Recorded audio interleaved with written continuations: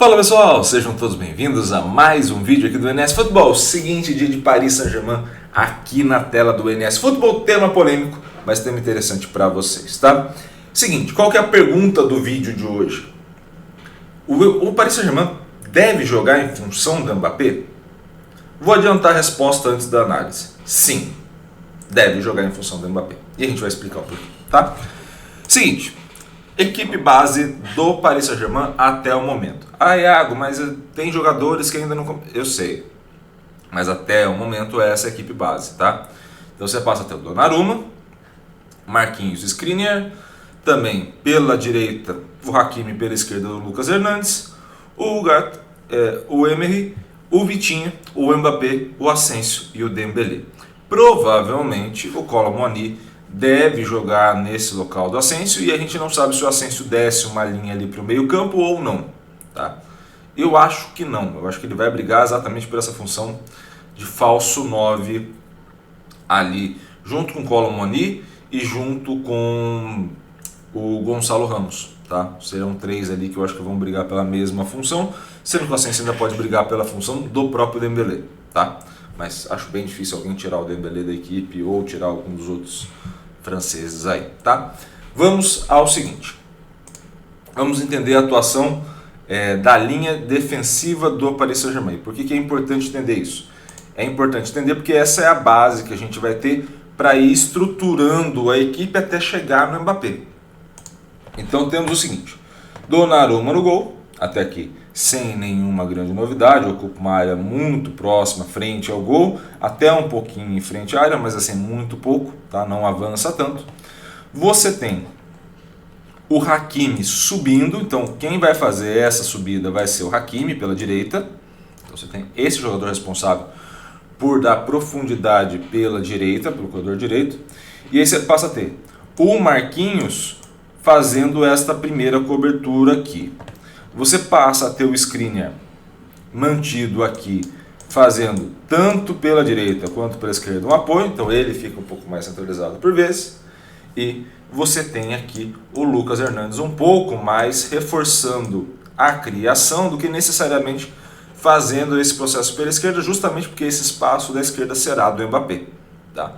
Então esse espaço aqui, o Lucas acaba compensando muito mais, formando um trio entre Lucas, Skriniar e Marquinhos, do que necessariamente ele dando grande apoio. Como ele é muito bom, e obviamente, e na liga também francesa é um pouco mais fraco, ele consegue ficar uma linha mais à frente do que ele vai acostumar em grandes jogos, mas ele fica uma linha um pouco mais à frente, e aí ele consegue dar esse apoio também na organização da posse da bola. Jogou, está muito fechado, você tem como rodar com ele e achando os outros espaços, tá? Também nesse mesmo sentido, vamos ao meio campo. Então tem o Emery, tem o Vitinha e tem o Ugarte. Nesses daqui, o Ugarte vai fazer a função, deixa eu trocar a cor da caneta, que é importante.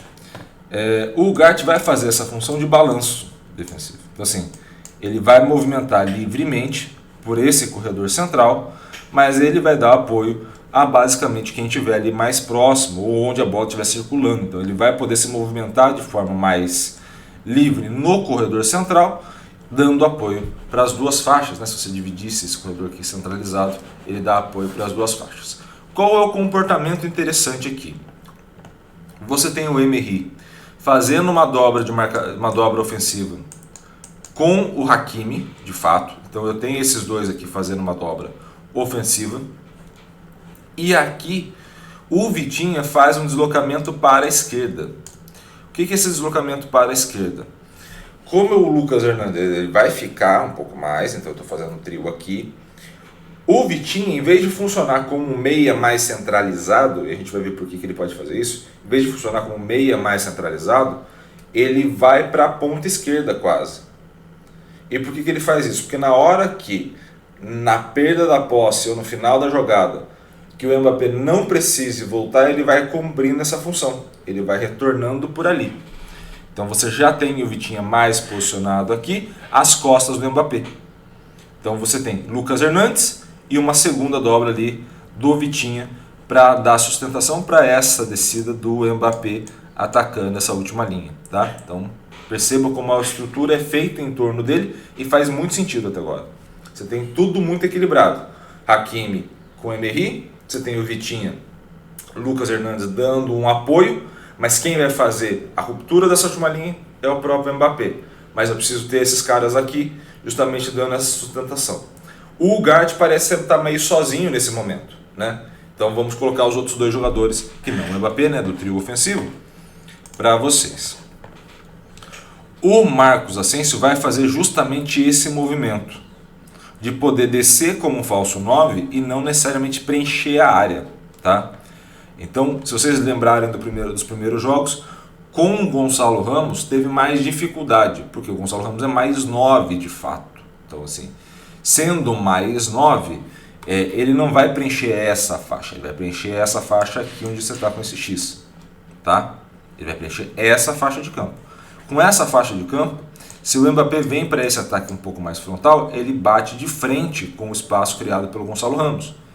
Quando você tem o Marcos Asensio sai desse espaço, movimenta como um falso 9 de fato, e ele vai encontrar essa opção de passe para o Mbappé ou essa opção de passe para o Dembélé. Além de ter um campo mais frontal de fora da área, mas mais frontal, para a finalização.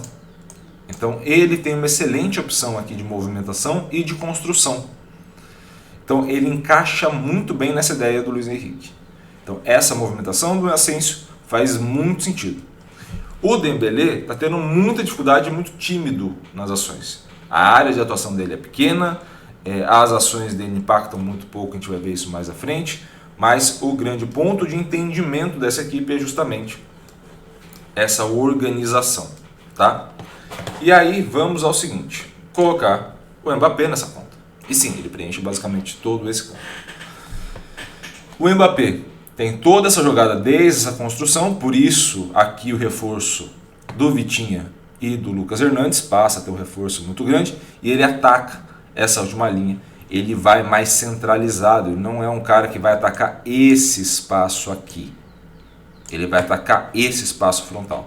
Então ter um cara que sai da área e oferta o passe para ele fazer justamente essa ruptura é mais fácil do que um cara que vai se posicionar exatamente onde a seta está apontando, que é o caso do Gonçalo Ramos. Então ele não encaixa, tá?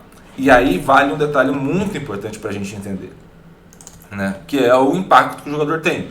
Quando não jogou o Mbappé, quando jogou outros jogadores ali, quando estava no meio daquela briga, quem foi para a ponta esquerda? Geralmente para a ponta esquerda foi o Asensio, né?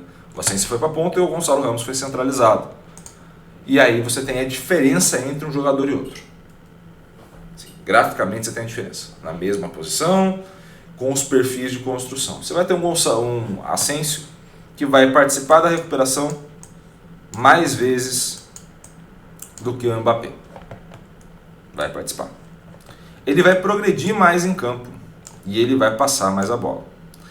Como é que ele progride mais em campo? O Mbappé dá aqueles piques e vai conseguindo metros e metros e metros de campo? Não é isso.